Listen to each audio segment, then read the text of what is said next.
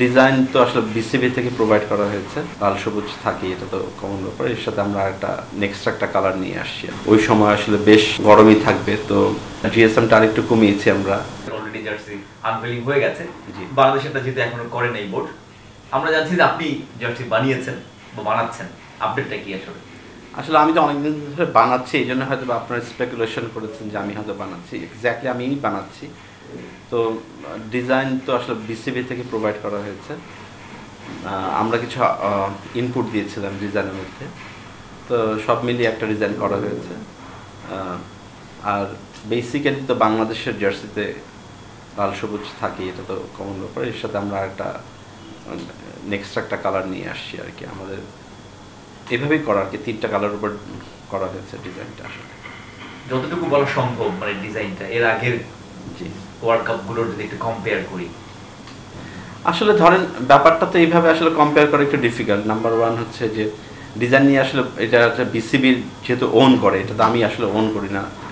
Design belong to Bangladesh cricket board. তো আমার কাছে খারাপ লাগে নাই। আসলে কম্পেয়ার করা একটু ডিফিকাল্ট। মানে লাল সবুজের মানে একটা সিঙ্ক্রোনাইজ করে ডিজাইন করা হয়েছে, এর সাথে আমরা এডিশনাল একটা কালার নিয়ে আসছি আর কি। আর ডিজাইনের থেকে আসলে যদি বলেন যে কী রকম ডিজাইন হয়েছে, আসলে একটা টেক্সচার নিয়ে আসা হয়েছে গ্রিনের উপর বেস, মানে গ্রিনটাকে মূল প্রাধান্য দিয়ে একটা লালের টেক্সচার, এর সাথে একটা অন্য কালার নিয়ে এসেছি আমরা। বিশেষত্ব কি থাকছে ফ্যাব্রিকের? বা ফ্যাব্রিক আমরা গেল বছর যে ফ্যাব্রিকটা ইউজ করেছি ওইটার কাছাকাছি একটা ফ্যাব্রিক ইউজ করেছি। আর যেটা হচ্ছে যে আমরা তো ওই যে আমি আগে একটু বলেছিলাম যে আসলে ডালাসে মোটামুটি বেশ গরমই থাকবে, এবং আমার পরিচিত যারা আছেন আমি তাদের সাথে কথা বলে যেটা জেনেছি যে ওই সময় আসলে বেশ গরমই থাকবে। তো কাপড়টা একটু ম্যাটেরিয়ালটা আরেকটু লাইট, জিএসএমটা আরেকটু কমিয়েছি আমরা। তো ওইসব জিনিস চিন্তা করি আসলে ওইভাবে ফ্যাব্রিকটা তৈরি করা হয়েছে। ভাই এমনিতে প্রত্যেকবার আমরা দেখি যে বাল হোক বা বিভিন্ন একটা থিম থাকে, এবার কোনো থিম আছে কিনা? এবং থিমের ব্যাপারটা তো আমার জন্য একটু বলা ডিফিকাল্ট। মানে এটা তো ডিজাইনটা আমি করিনি, ডিজাইনটা বিসিবি থেকেই দেওয়া হয়েছে আমাকে।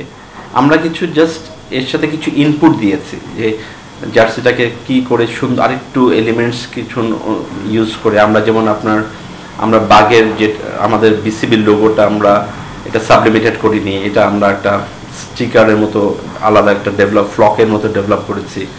একটা অথেন্টিকেশন স্টিকার ইউজ করছি আমরা জার্সির মধ্যে, যে এটা যে অরিজিনাল জার্সি এটা করার জন্য।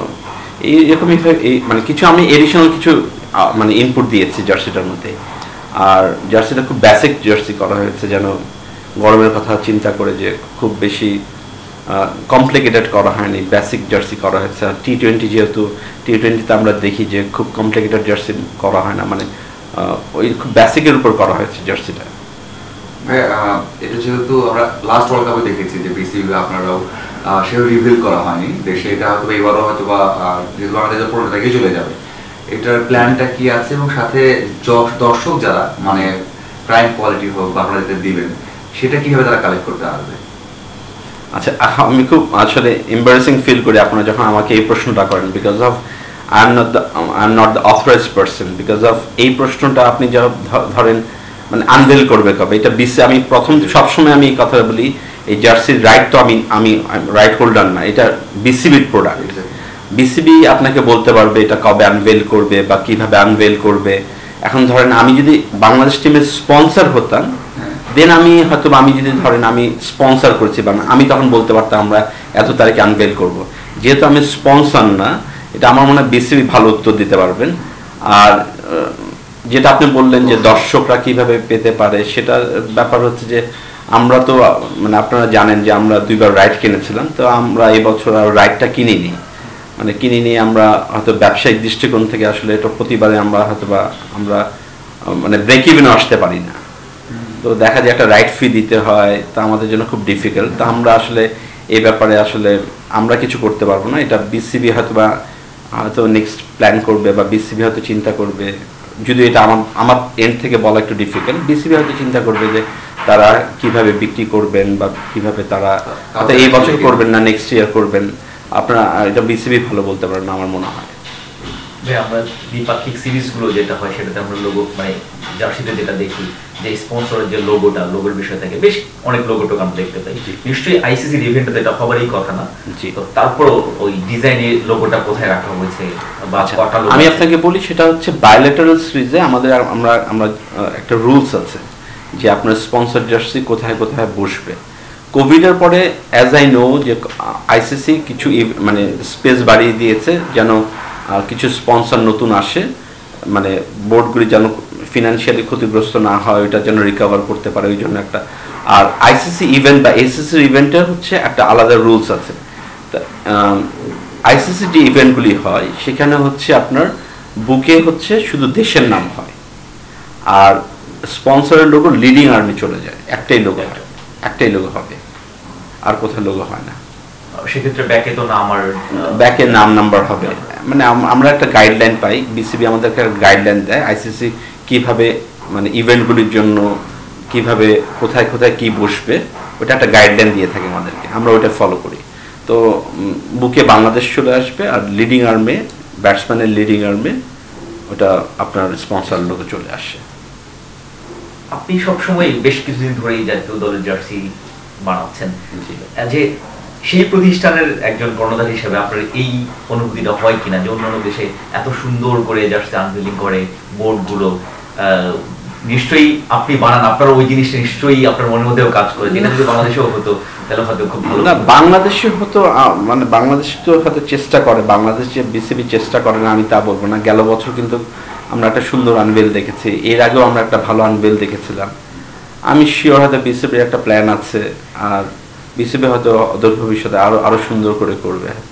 আসলে আমি তো অনেকদিন ধরে বানাচ্ছি, এই জন্য হয়তো আপনারা স্পেকুলেশন করেছেন যে আমি হয়তো বানাচ্ছি, এক্স্যাক্টলি আমিই বানাচ্ছি।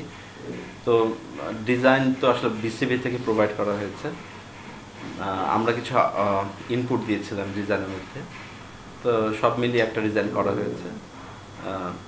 আর বেসিক্যালি তো বাংলাদেশের জার্সিতে লাল সবুজ থাকে, এটা তো কমন ব্যাপার, এর সাথে আমরা একটা নেক্সট একটা কালার নিয়ে আসছি আর কি, আমাদের এভাবেই করা আর কি, 3টা কালার উপর করা হয়েছে ডিজাইনটা।